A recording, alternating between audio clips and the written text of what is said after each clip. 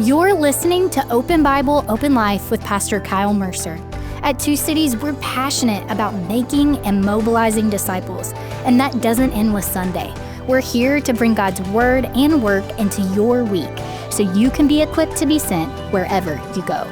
I just sat down with two future church planters. They're in our fellowship program. I sat down with them and Pastor Stephen. We talked about our brand new fellowship program and the first two guys who are going through it. But what's really interesting is we talked, how do you prepare to plant a church? How do you grow in preaching? And how do you even know if you're called to full-time ministry? We get into all of that and much more in this episode of Open Bible, Open Life. Guys, welcome to the podcast. Yeah, thanks for having me here. Not too often do I get to have three guests. Every once in a while, one guest, two guests. Here we have three guests. Why don't you, I could introduce each of you, but why don't you just take a minute, tell us who you are and what you do here at Two Cities, and we'll start with you. A familiar face. That's right. My name is Stephen. I'm one of the pastors, and my title is a pastor of leadership development. Yes. But I oversee a couple of programs, the residency program. Yes. And the fellowship program. Which we'll talk about today. Yes, sir. All right, Seth. Yeah, my name is Seth, and I'm one of the church planting fellows here. Yeah. Yeah, Preston Gammons, also a church planting fellow. So our stories will be very similar as far as what are we doing. Well, I'm interested to hear from you guys, and we'll jump all over, but I want to hear, how did you first feel called to church planting? So I know from my story, I was very influenced by guys like Tim Keller, guys like John Piper, Mark Driscoll, Matt Chandler. There's a whole group of guys we could mention. And I came up in an era where, I was just talking to someone about this, where it felt like everybody was talking about church planting. It was kind of like being rediscovered. Yeah. But then I don't feel that the same anymore. I don't feel like I'm hearing as many guys. I'm very encouraged by both of you and by what you're doing with fellowship. But so it's more rare to hear about this today. So tell us about how you guys first got interested in church planting. Sure. I'll go first. So mine's interesting. So through the 7-letter series, you were preaching on church planting, church revitalization. Yes. And for me, I was sitting in the congregation, listening in, and my wife looked at me when you said, hey, some of you may be called to church planting or church revitalization. And my wife, who doesn't typically do this, she looks at me and goes, I think that might be us. And man, I tell everybody, my heart was burning that this is going to be what we're going to do. But the funny story for us is we thought we were going with a church plant, not that we were going to be the planter. So you're just, I'm open to being a church. Absolutely, just open to be a part of it. And then but I had this calling to ministry where I was like, at the weekender, I was like, why am I not on the stage? Why am I not doing what these guys are doing? Why am I working in corporate and not in ministry? And so I started working these things out with Johnson Waterer and working out with Stephen. And then really, honestly, the ball just kept rolling. Yeah. And so that was where my calling first started, was in that series. Seth? Yeah. Well, my calling is a little bit more drawn out. I was saved at a very early age when I was 12 years old, and almost immediately felt a call to at least preach the gospel right after that. Wow. I did not. Yeah, but I didn't really answer that call until I was 18, a senior in high school. Got involved with various ministries at that point because my dad is a pastor as well. But a few years ago, I started to feel, the best way I can describe it is like the birds when they take the little feathers out the nest and you start getting poked. Mm-hmm. It's like I was uncomfortable, and I knew that God was wanting me to plant a church. I saw a need there, and so God led us here to Two Cities, which is another interesting story in and of itself. But yeah, that's how my call came about. Pastor Stephen, I got a question for you. I know the answer, but I want to hear you articulate it for me, for anyone listening, for these guys. Why do we need to plant churches? Because when I started to plant churches, or when I started to plant this church, lots of people were excited. Even when we first came to Winston, though, there was a few people. Why does Winston need another church? I mean, you could say that about any city. So talk a little bit about, why is church planting so important? Church planting is so important because it is the way the gospel goes forward in the New Testament. Yes. Church planting is God's plan A. Yes. For his mission of preaching the gospel to all nations. We see that with Paul. We see that with his personal ministry. We see that with the story of Acts, that wherever he is going preaching the gospel, boom, planting churches. And those churches are raising up leaders, sending them out. In Winston, I think about it every time I'm driving down the road. Yes. Our building is full on Sunday, and it feels like, wow, are there any more more Christians in the city. I mean, no. I mean, you're driving We're all around. here. You're driving around just thinking all the new houses, thinking all the developments, thinking all the traffic, game days, the fairs coming in town. Just anytime we see our city. In the same way, I mean, Jesus looks over and his heart it yearns for the city, for Jerusalem. Paul's heart burned for the city. I think for us in Winston and otherwise, how do we fulfill God's heart to reach the city? We do it through church planting. When you think about the fellowship, which we'll talk more about this program and what it is and all that, you and I talked some. What's the role? Right now we got 2 guys who are going to do church planting. Do you see guys coming in this to do church revitalization as well? Yes. So we say the church fellowship is our program to launch leaders who will plant churches, revitalize churches. And give us a definition of revitalizing a church. Revitalizing a church is going into a congregation that is either stagnant or on the decline and helping turn around the life of that church. Guys, one of the biggest things with a church, with planting a church, is finding church planters. I can't tell you, Vance Pittman, who will be here at our Heights Conference in 2026, so about a year from now, but what is his role, Pastor Stephen? He's over like all of Send, and anyway, he's big time thinking about church planting, and I've heard him and other guys in those type of roles go, we have money, and we have people who would go with him, and we have cities that need reached, and we don't have enough planters. Talk about your process. You kind of got into it, each of you briefly, but I want to hear about like how do you go? Because I'm guessing people, whether they're in our church now or they're listening, maybe they'll be in our church soon. They're like, man, I think I might be called to plant a church. Like, not just go with one. I might be called to be a lead pastor of a church. What was that process like for you guys? And maybe we can go back and forth, like how because so much of it is how do we identify the lead pastor? So we can go in any direction, but why don't you guys start talking about like how did that happen internally and then externally? What were the processes? Sure. You want to go first, me?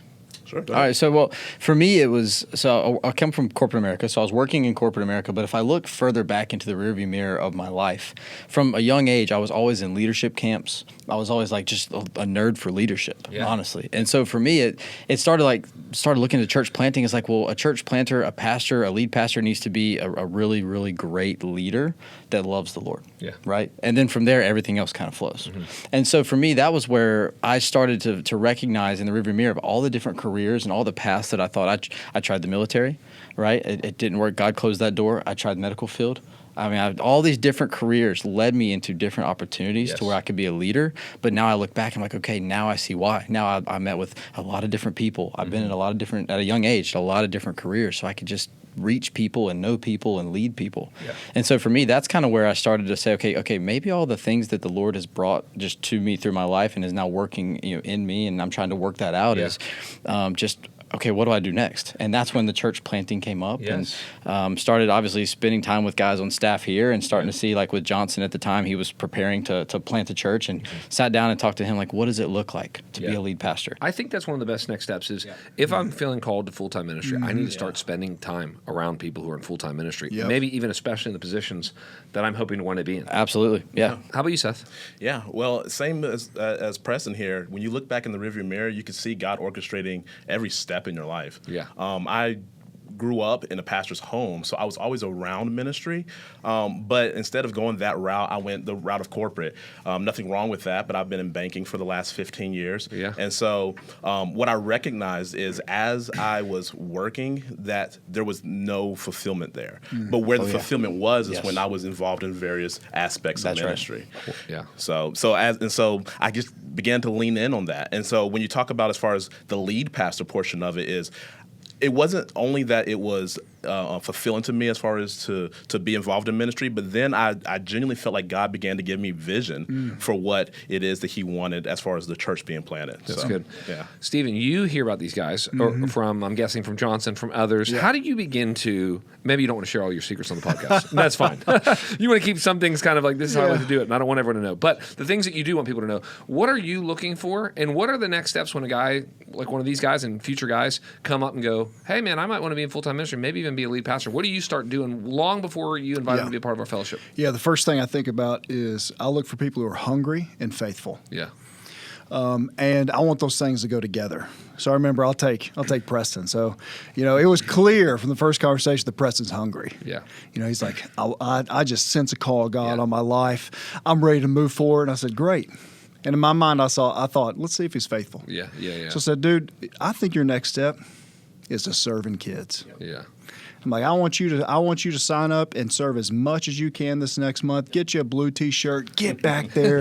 Get around family. See how it goes. Yes. And then after that month, he's like, that was awesome. I mean, and he was getting opportunities at different spots in kids ministry. He said, man, what do you think could be next? I'm like, you know what could be next? Yeah. Why don't we meet at 6 a.m. on Sundays? Let's go. Let's see if most people aren't even up at 6 a.m. I want you at the office. That was the point. It was there are no excuses at 6 a.m. on Sunday morning. Yeah, it's right. Open, baby. Yeah. Nobody has anything scheduled at 6 a.m. True. And similar with Seth. And so whenever we hear about, a lot of times we see. And that's another thing our pastoral team is very intentional to do. Right. You as well. Yeah. We are in the lobby to be with people and to have our eyes open to see what God's doing. Yeah. And so we saw you before you saw us. Oh. We knew you were here, and we knew your story, and we knew we thought, about him. and we were having conversations. Hey, just so you know, Seth Dennis here, friend of Austin Needham. Mm-hmm. We think he's got a passion church planning. Let's see if he's faithful. Wow. Dude, I love that. Yeah. Well, so you well, actually, even before we get into more of the fellowship, I want to take a quick sidetrack to say, I'm forgetting what conversation I was in. I was talking to someone the other day, and I basically was opening up my app or my phone and went to the Two Cities website and just started to look through each staff person. Yeah. And what was so interesting, if we can jump off of lead pastor for a second and just talk about ministry, how many people were already in our church? Yeah. Working in corporate America, being a teacher, being in medicine. Yeah. I mean, you just look at our pastoral team. Jordan was an engineer. Spencer was a PA. Justin worked in landscaping. I mean, there's just, and then you go down to Carrie, head of our comms. It's like she was a teacher, I think, at Mount Tabor.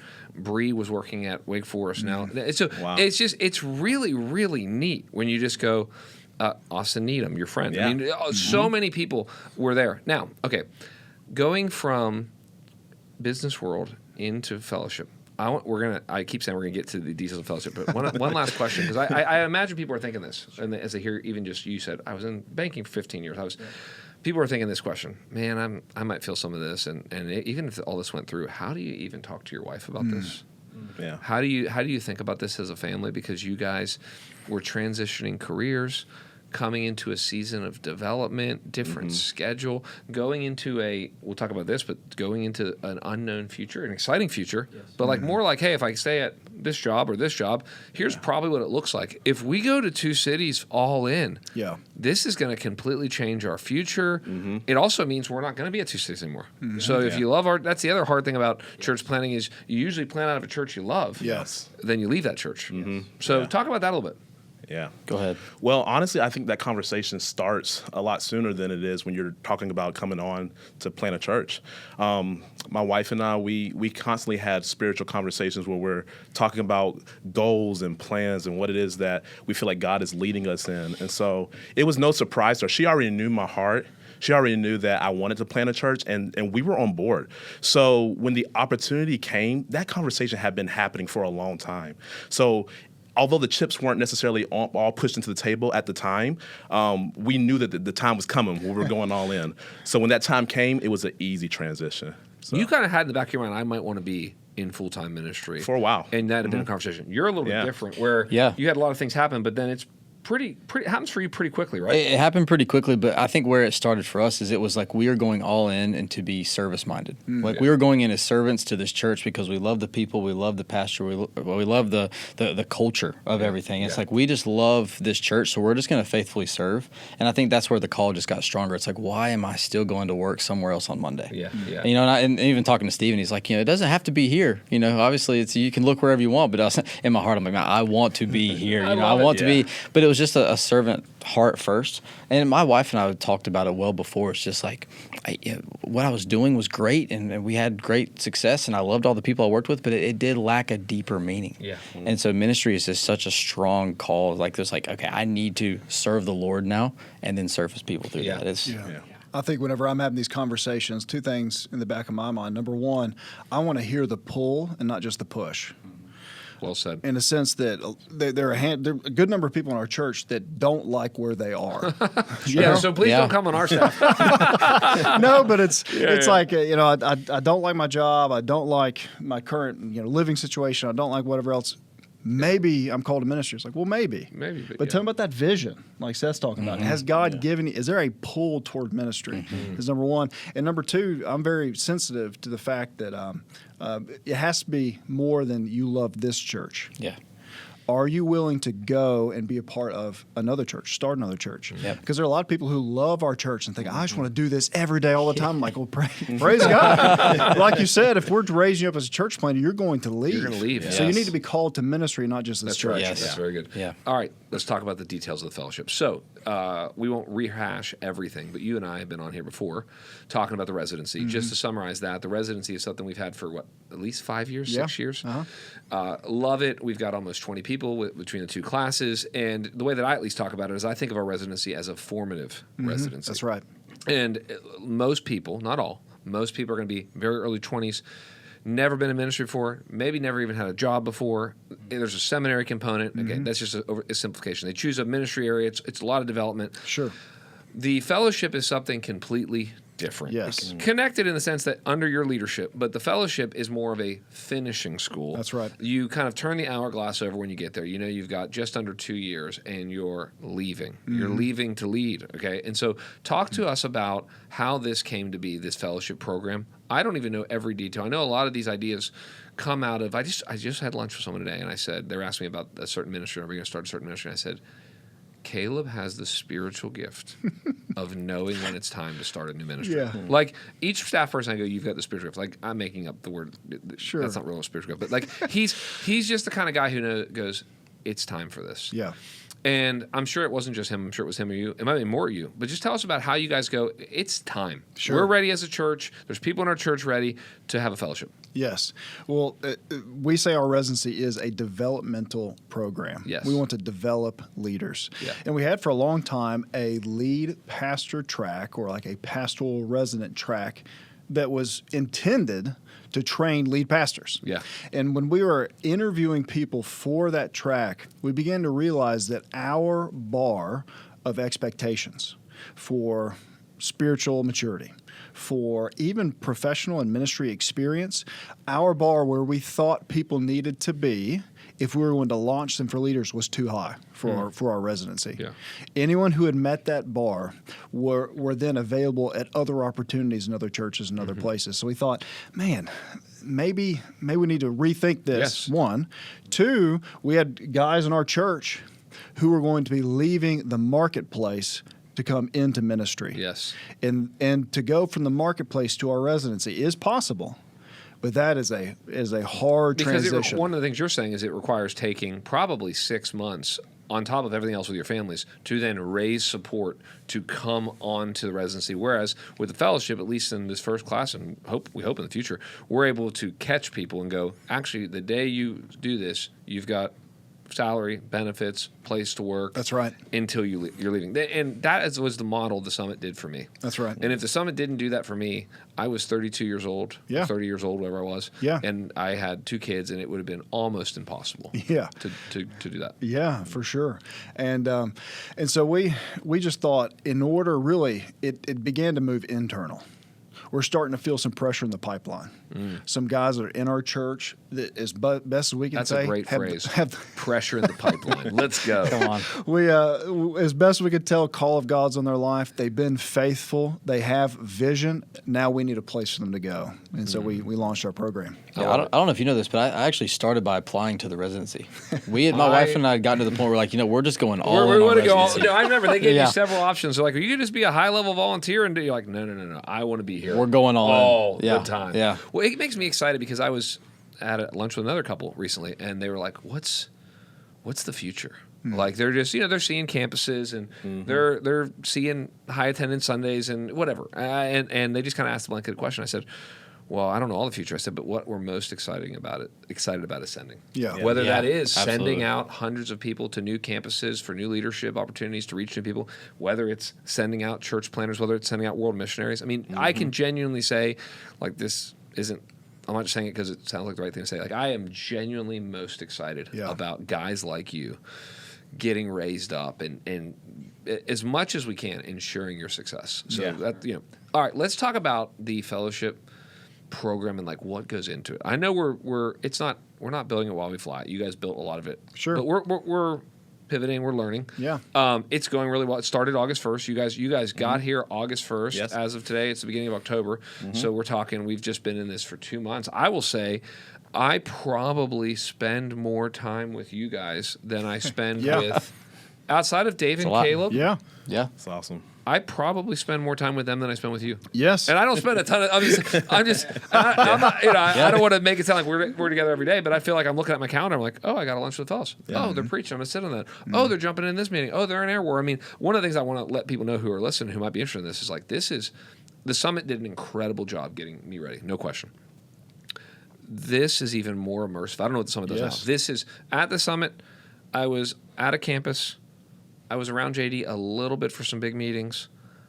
It was a lot shorter timeline. It was 9 months. But I was there to watch a lot of things, kind of whatever I wanted to. Oh, it's Saturday night. You want to go to the kids' ministry tonight? Yeah, great. All right. Next week you're doing something else. Versus I'm watching how immersive this is. I'm like, okay, you guys right now, at least last time we talked, you're doing first impressions. And so there you are. You're at the weekend. There you are, with Austin and Ben Minkley. And I just see you guys. And I'm like, this is, they're bringing in the food for this event. Like, I love how hands-on it is. So tell us some of the components that go into this fellowship program. Still a 2-year program. Yep.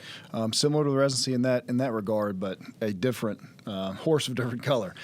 Because year one, we are doing 2 things at the same time. Number one, we are doing a deep dive in the essential ministry functions of our church. We are trying as best we can, not just to push them in the deep end, but to submerge their head fully under the water in the deep end of our church. And kids ministry.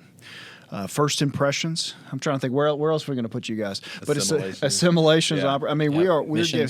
That's right. We want to identify on day one, whenever they launch their church, the essential ministry functions. They will have total domain awareness. Yes. Get underneath the hood and to see what we do, how we do it, and why we do it. And so they spend a lot of their work week shadowing, a lot of their work week jumping in, a lot of their work week asking questions in these ministry areas. They're on a rotation, but that is the first main track of their year one. Let me pause you on that, because here's what I think that's so important. I think to steal a phrase from Dave, Pastor Dave, who stole this from somebody else.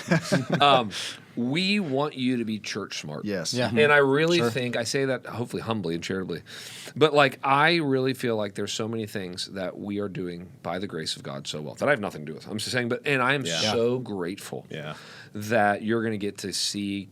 I didn't really know how to do kids ministry out here. I hate to say that. Yeah. And if it wasn't for, Leslie, Pastor Dave's wife, and another team that came around and said, we know how to do this, then I wouldn't have. And I feel so good about all that you guys are seeing. Absolutely. So that makes me really, really excited. Yeah, that's one of the biggest things when I talk to people. I tell them that to me is huge. I love learning some of the different things, talk about theology and other things like that. But being able to be in a growing church, have access to so many different parts, and to be able to learn that, you can't buy that anywhere else. So That's right. That awesome. Doesn't come on AI. That's right. Well, and the other thing is, maybe just a quick aside, is I think it's so important in our fellowship that the fellows in our church want to plant a church at least kind of like our church. Yeah. Sure. Not copycat, not carbon copy, but hopefully you guys are going to get in and go, man, all right, we may do kids ministry a little bit different, but principle, value is the same. First impressions. We may call the weekend or something different. We may blah, blah, blah, but I understand the importance of telling people who we are, having the conversations up front, having a high commitment culture. And so I'm excited. We've got a lot to figure out about your future churches. That's right. But I am very excited about how much you guys love being here and how much you're getting to learn what we do. Okay, that's track one. Yes. Church smart. That's right. Want them to shadow and serve in these essential ministry areas. And I think it's just a great gift we can give to them is to not load them up on responsibilities or expectations, but to free them up to legitimately shadow and serve. We don't want them to be stuck in a cubicle trying to pound through assignments or a punch list. We want them to be free to come into meetings. We want them to be free to to pop in to ask questions. How are we thinking about this event? What pieces and parts are going into it? Everyone with them be free to jump in and get their hands dirty. That's one of my favorite things. These first couple of months. So like, oh, there's a fellow. It's like during Baptism Sunday, I'm like, there's Seth. You know, he's the camera's got obviously the person being baptized and whoever's dunking them in Seth's right there. You know, the Heights Conference, and we've got towels and we're wiping off the chairs in the parking lot. I'm like, come on, fellows, let's get into it. Yeah. So I think that's just to have them all around has been a unique blessing. Yes. What are some of the other tracks? So there's that. I mean, like even like talk about what you're doing with preaching. Sure, because I think that's a huge.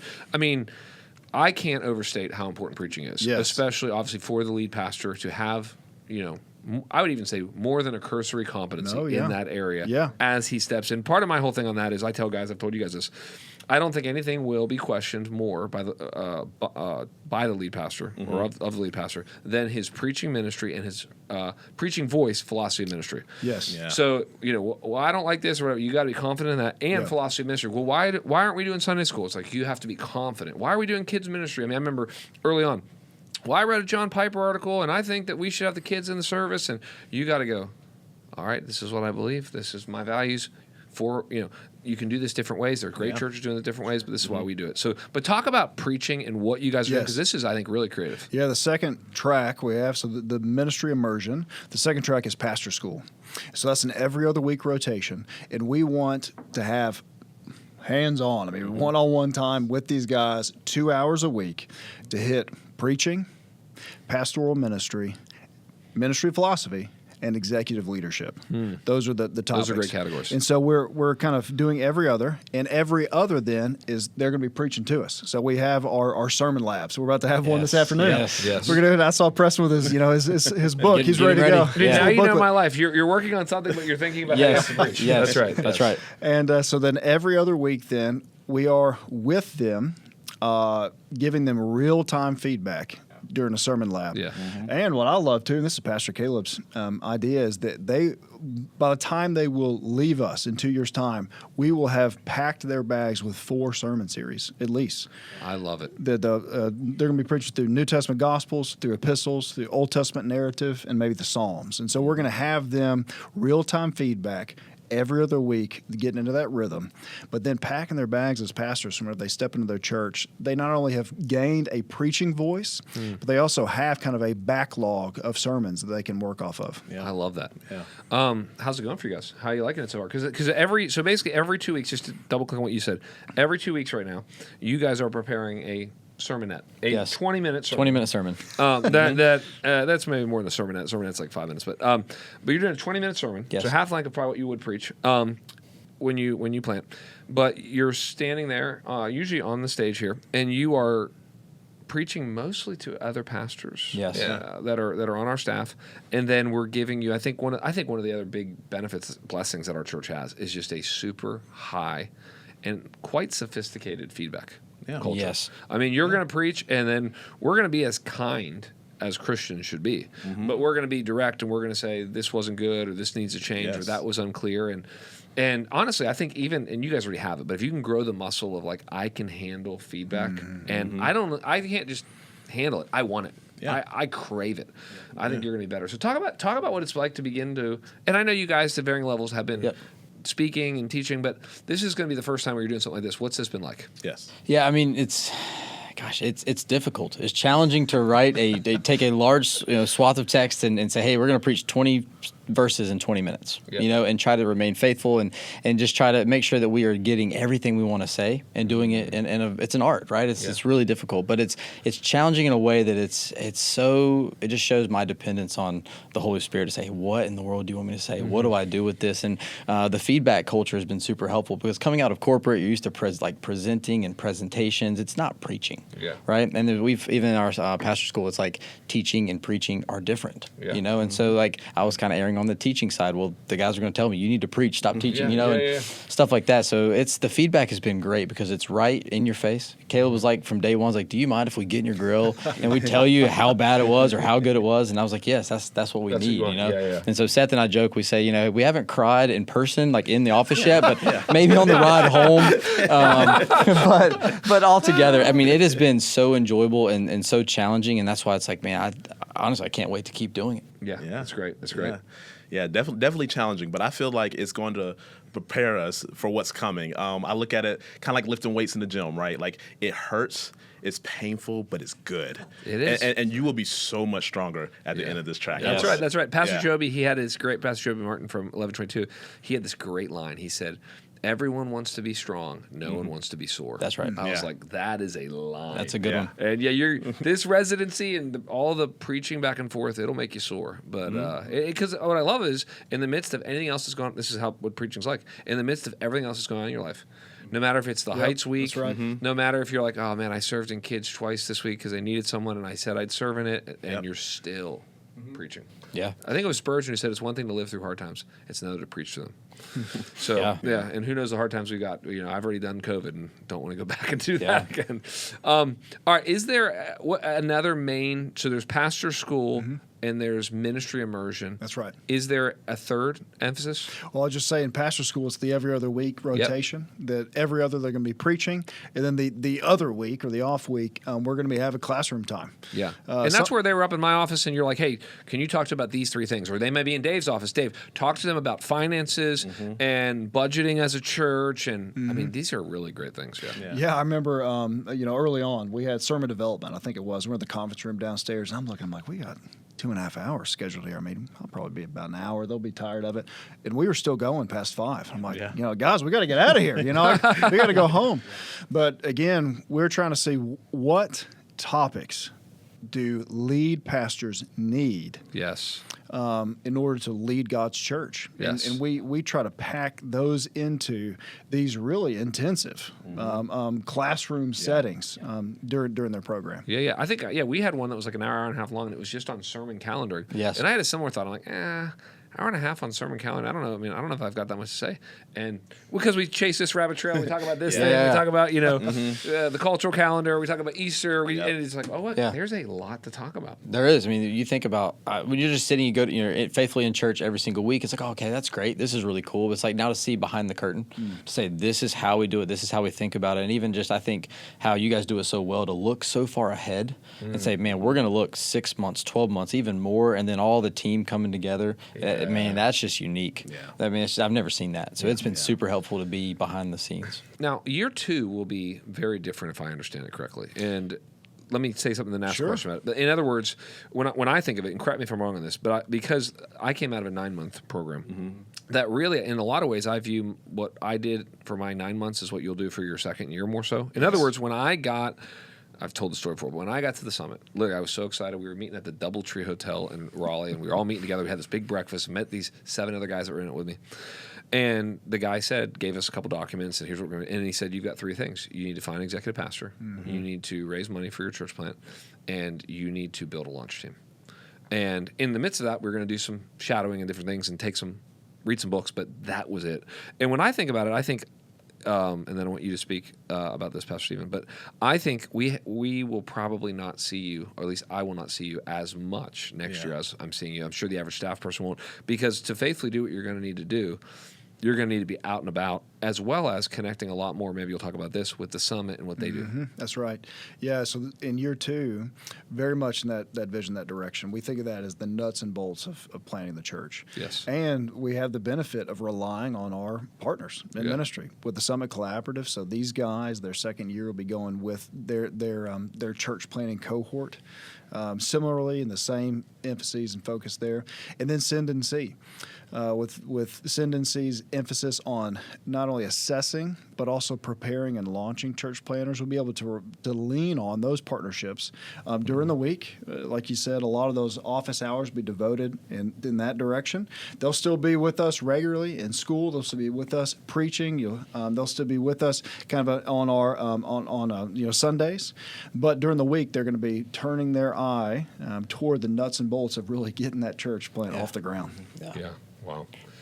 Guys, how are you feeling in general about how it's going so far? It's going great. I mean, what do you think? Yeah, going great.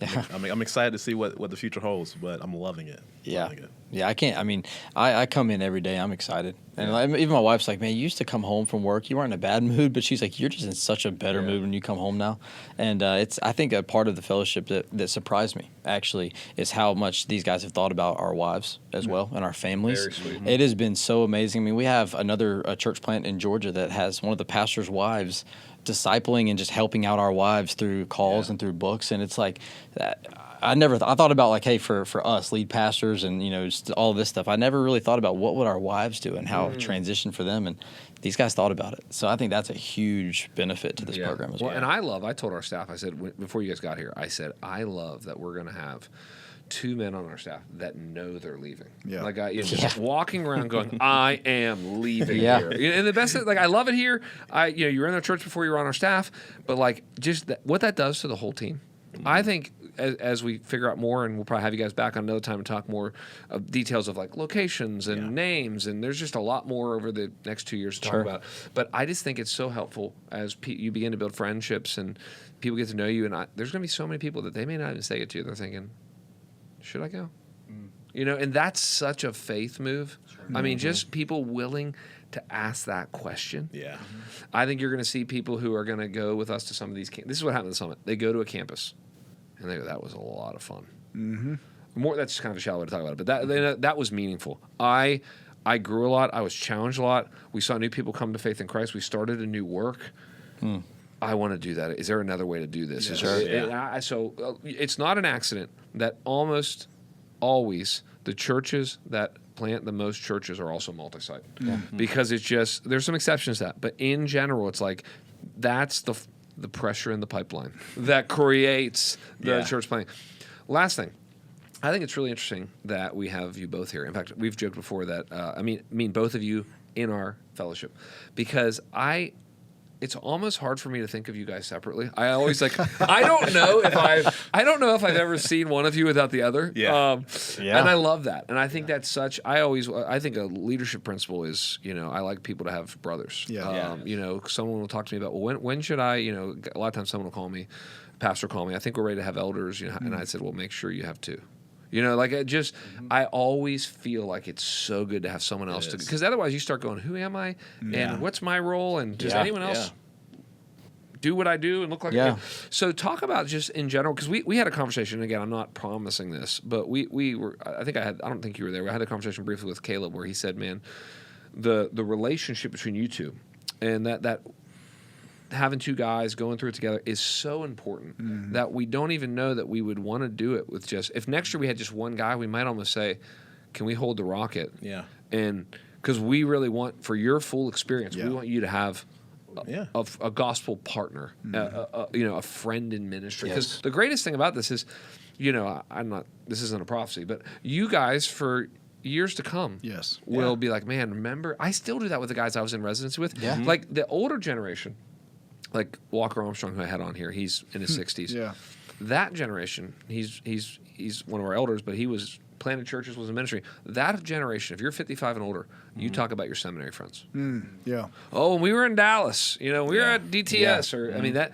You and Caleb might be the last generation of that. I don't think anything. I loved my seminary experience, loved Southeastern, but because I was a hybrid student, just the way that, because I did a lot of things online, I don't think of it in the same way. I think you guys will think about this relationship. So talk for a few minutes, and we'll close, about how important your guys' friendship has been, and what that, because what I see a lot is you guys, in a great way, are having the conversation after the conversation with each other. Which that is a key principle of ministry. I mean, really, whoever's going to be your right hand, your left hand man, part of the key thing is you're gonna have to learn. You are learning here how to have the conversation after the conversation. I don't know in 9 years of ministry if I have ever gone home on a Sunday and Pastor Jay didn't call me. Just, all right, what did you think? What are we evaluating? What happened? What what 3 services? How you feel? And we just evaluate the whole thing. It may take 5 minutes now, but we just kind of boom, boom, boom, boom. Talk about that. Yeah, I mean, I think it's very, very important because you have someone who's going through this with you who has a very similar experience. So when you're going through preaching labs, and you got to remember, there's a spiritual aspect to this as well. Oh, yes. So the devil can get in there and just mess with your mind, and it's good to have someone else who's going through the exact same thing to be able to bounce these ideas and these thoughts off each other. And it's interesting because there's been a couple of times before our preaching labs where I've talked to Preston. I'm like, hey man, strange thing this week. I've had this kind of a battle or this kind of thought or whatever in regards to preaching or in regards to whatever, and he'll say, I had the same thing happen to me. Yes. So it's helpful when you have that brother to go through it with you. Yeah, and it's funny. The Lord was already working on a relationship with us before. We actually had dinner with our families at a Japanese restaurant in town before we even knew we were going to be in the fellowship. No Yeah. way. Yeah, so it was already like we had just sat down for dinner, and I was like, that was actually when he told me about his vision of the church plant. And I was like, hey, well, I just applied to the residency, and you're next. And so all this, he had no idea. He was like, no, I don't know, And so it was just funny how that worked out. And now it is. It's like, I think one of the residents jokes like, hey, you guys don't have to go everywhere together. You guys can separate. It's And in the contract. We have to. yeah. And it is fun because we can talk about a lot of things. We even do like our own version of like sermon. Like we have our preaching labs, but we do like a sermon review together. So it's like I can actually, before I get in front of Stephen and Caleb and all the team, it's like, hey, we can actually run through it and kind of fell forward together in those review processes. Yeah. And so doing that alone, I feel like you might feel like you're on an island a little bit. Like, what do I do, and who can I talk to, and some of the like you said, the conversation after the conversation. Yeah, and there's Super no I mean, there might be healthy competition, but there's no competition, especially as you guys go to plant other churches in different cities. One of the great things I remember when I was with the Seven Guys, it's like, I'm going to take the best idea here. That's right. Because there's not, we're all for each other, and I don't think you have some secret motive that you're trying to knock me down because we're going to be right. Whatever. It's like you want the best for me. That's right. And so if you say that name is goofy and confusing, I believe you. Yeah. And maybe as you even in next year, as you even are connected with more guys, you're going to be like, I could take this from here and this from here. That's right. And then you get on a text thread and you're rooting for each other on your launch Sunday. Yes. Very excited. Yes. Well, Pastor Stephen, tell anyone who's listening, what is the next step? We talked today about the internal call, some of the external call, but just maybe they're in our church, maybe they're just a listener of our podcast or watching from a distance. Maybe someone sent them this and said, hey, this church is talking about planting church planters and doing revitalization. What would you say to them? Yeah, so I'll say, number one, you can go to the website. Yeah. Website, top bar, opportunities. Click on that. You'll see the fellowship there. I think the button on the fellowship page is begin applying. It's a little quick assessment. It gets us, our department, that contact information. We get on a call and kind of talk through things. And that may be my most important challenge, is that there are a lot of people, all of us deal with some sense of restlessness, with some sense, even restlessness somewhere between that and anxiety. And I think what do we need to do? We need to take our next step toward the mission of God. Yes. And our office very rarely says no. We love helping people find their next step. I love that. Sometimes it's the fellowship. Sometimes it's otherwise. Yeah. Serving team, community groups, other ways. But really, that'd be the challenge. Yes, begin applying, talk to your community group leader, talk to your serving team lead, all those things. But what is your next step toward the mission of God? Yeah, that's good. Well, I'm grateful for you and your leadership of the fellowship program. I am grateful for you guys being a part of it. I think back kind of as we close to, I've talked about this a little bit from stage, and Pastor Stephen knows the whole story, but when I was 30 years old, I was considering leaving full-time ministry. It's all I ever knew. I did it from 22 years old till 30 years old, and there's just various things. My family was growing, and the role, I loved the church I was at, but just the role I was playing, different things, different opportunities. My dad owns a business. My brother was going into business with him, and I remember just wrestling with it, and I met with someone, and they said, I think you're called to full-time ministry still. It was the only time I ever questioned it. But they said, I think you're in a lake and it's time to get in a river. And that's when they said, have you considered the Summit? It was called the Summit Residency. Now it's called, I think, the Summit Church Planting Cohort. And honestly, genuinely, after coming to Christ, marrying my wife, having my kids, and maybe a couple other things I'm forgetting, but I would put it as a top 10 decision in my life. Wow. Sure. And it really catapulted me. And we want to do the same thing for you guys. Oh, yeah. We want to do the same thing for a whole generation that's coming. I probably don't say it enough. I heard John Piper say this one time. He got up and he just said, he was talking to a bunch of pastors. He was just talking to a bunch of young people. And he said, I love being a pastor. And he said, I don't think pastors tell people. A lot of pastors may not like what they do, and that's sad, but that's any career, Sure. any calling. But I can genuinely say I love being a pastor. I love our church, but I love being a lead pastor. Yeah. I love what I get to do. I wouldn't want to do anything else. And we want to just help other people who have that same passion, same calling, get to their next step. So thank you guys, and we'll have you guys back on in the future to talk more just about location, and then we're gonna have like a little update, like what's going on now, kind of a little check engine, all that Sounds kind of good. stuff. So thank you guys. See you soon, and off to preach you go. Thank you. Yeah. Thank you. Thanks for tuning in to Open Bible, Open Life with Pastor Kyle Mercer. We'll be back every week with new conversations, so make sure to subscribe so you never miss an episode.